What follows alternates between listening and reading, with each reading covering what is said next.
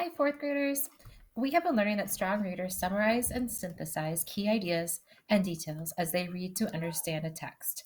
We've also learned that it's important to evaluate the author's purpose for writing different parts of a text. So, here's our summarizing and synthesizing and evaluating author's purpose. This week, we'll be focusing on the tall tale genre while using our skills in summarizing and synthesizing. We'll also discuss why authors write tall tales. So, our I can statement for today is I can identify features of a tall tale. A tall tale is an imaginative story in which details and actions are exaggerated. Tall tales often feature a hero or heroine who is based on a real person. So today we're going to be watching and listening to a read aloud about Paul Bunyan. And there are a lot of Minnesota connections. So as you are listening and watching, I want you to make some of those connections, a text to self, a text to text, or a text to world connection.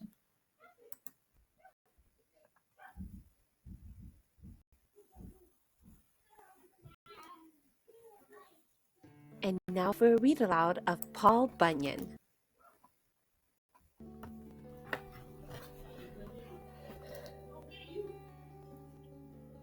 Even as a baby, Paul Bunyan was mighty big. How big? Well, he was so big that his parents had to use a covered wagon for his cradle.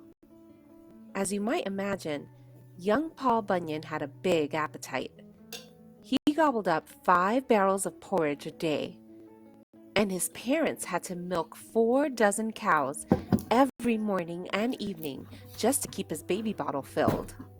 Paul was so big, it caused some problems in the little town in Maine where he grew up.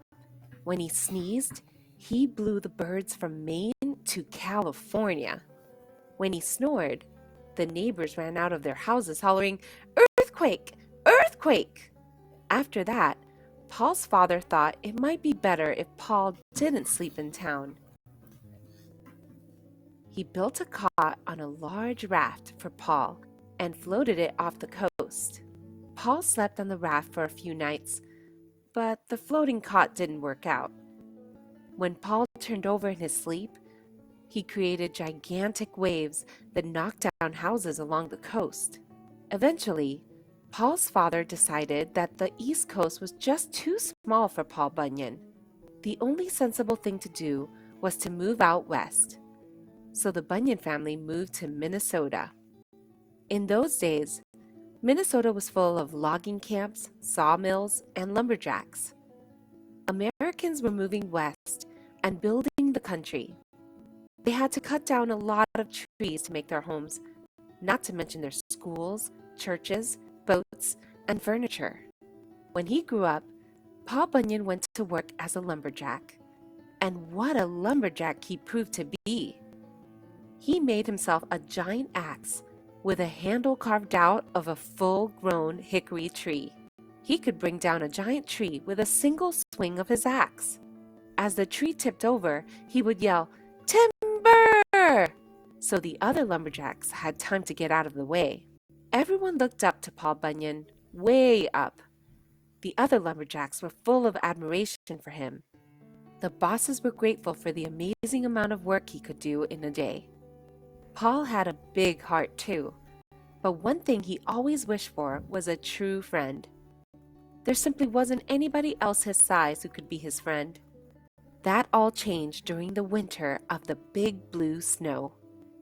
It was called the Winter of the Big Blue Snow because it was so cold that everyone shivered and turned blue. Even the snow shivered and turned blue. One day, as Paul made his way through the blue snowdrifts, he heard a muffled whimper. He followed the noise until he saw 2 big blue furry things sticking up out of the snow. He reached down and gave a pull. It turned out that the 2 big blue furry things were 2 big blue ears. And connected to the big blue ears was a giant blue baby ox. Paul exclaimed, "The poor little fellow is half frozen." Paul carried the blue ox home, wrapped him in blankets, and fed him. The baby ox was so content that he took a long nap in Paul's big, strong arms. When he woke up, he looked up at Paul, and do you know what he said? "Mama! Mama!" And then he gave Paul a big slobbery lick on the face. Paul laughed and said, "Babe, we're going to be great friends." And they were. In fact, Paul Bunyan and Babe the Blue Ox were soon inseparable. Everywhere Paul went, Babe went too. The two of them worked together in the lumber camps. Paul chopped down the trees, then Babe hauled them to the river and dropped them in so they could float downstream to a sawmill. Together, Paul and Babe did the work of 100 men. The lumber company figured the best way to keep Paul Bunyan happy was through his stomach. So they hired a special cook to feed Paul and Babe. The cook's name was Sourdough Sam. Sourdough Sam was known for the giant flapjacks he cooked in the world's biggest frying pan. The colossal pan sat on an enormous cast iron frame. Every morning, Sourdough Sam would build a raging forest fire underneath the pan. Then he would call for his two helpers, Lars Larson and Pete Peterson. Lars and Pete would grease up the pan by tying slabs of bacon to their feet and skating back and forth across the sizzling pan. Then Sourdough Sam would make a giant stack of pancakes for Paul, an even larger stack for Babe. Thanks to Sourdough Sam and his overgrown flapjacks, Babe eventually grew to be even bigger than Paul.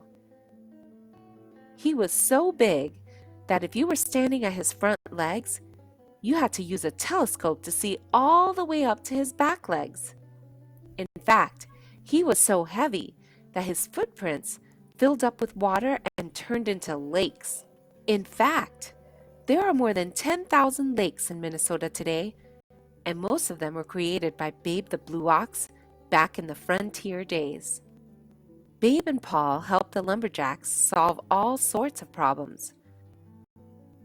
Once, there was a river that was full of twists and turns. Sometimes the trees would get stuck in the turns and never make it downstream to the sawmill.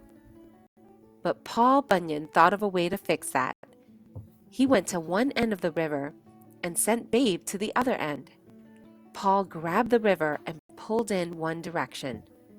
Babe pulled the other end in the opposite direction. Then snap! Just like that, all of the kinks were pulled out, and the river was as straight as an axe handle. Of course, this tightening operation left the river a good deal longer than it had been before, and there was a lot of extra water lying around. Paul and Babe worked together to dig 5 big holes to hold all the extra water. Nowadays, these are called the Great Lakes. One day, the logging bosses got to talking. One of them said that the United States was a fine country to be sure, but it could still stand a little improvement. For one thing, it could use a few more rivers. And what it really needed was a big river running right down the middle of the country, all the way from Minnesota down to New Orleans. If we had a river like that, the man said, we could ship timber down to New Orleans and all around the world. Paul Bunyan happened to overhear this conversation. He told the bosses he would see what he could do. He hitched up Babe and they started plowing south.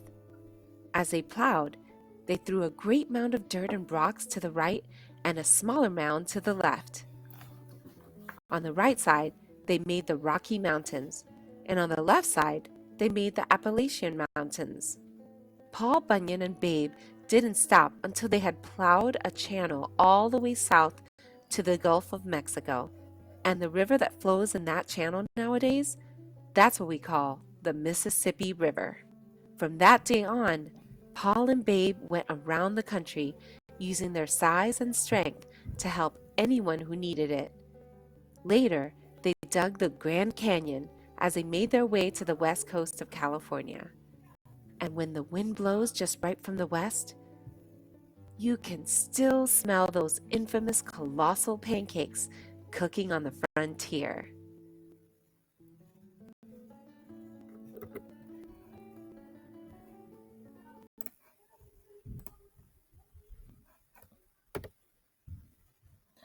Okay, so I hope you like that tall tale about Paul Bunyan. So this is a web that shows you the different features of a tall tale. So it says a tall tale is an imaginative and usually funny story in which some details and actions are greatly exaggerated or overstated. Tall tales often feature a hero or heroine who is based on a real person, but he or she becomes larger than life in the stories. A tall tale entertains people and teaches about good character traits. A tall tale often shows how human strength, cleverness, and know how can overcome nature, machines, or just plain evil. The title usually names the hero or heroine. The beginning of the story often tells about the hero's special abilities. Then the author introduces the problem or the bully. Ask yourself, how will the main character use his or her powers to defeat this bad guy? Many tall tales were written in the 1800s and are set on the American frontier. Tales about heroes and heroines with superhuman powers helped people cope with their difficult lives. The tall tales made people laugh and gave them courage to face problems and overcome challenges. So, after our reading of Paul Bunyan, what I'd like you to do is think about some of the problems in the story and how did Paul or Babe solve them? That's the first question I'd like you to answer. Number two, what exaggerations did the author make? So, exaggerations are making something sound bigger than life. Number three, what text to text, text to self, or text to world connection did you make? Then, I'd like you to do an assignment in ReadWorks. So, you're going to log in to readworks.org and you're going to put your district email address in there and follow the directions.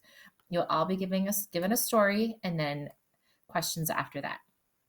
Number two, you will have a spelling test on Friday. So I need you to do one or two spelling city activities to kind of keep up with the spelling for the week. And I hope you have a wonderful rest of the day.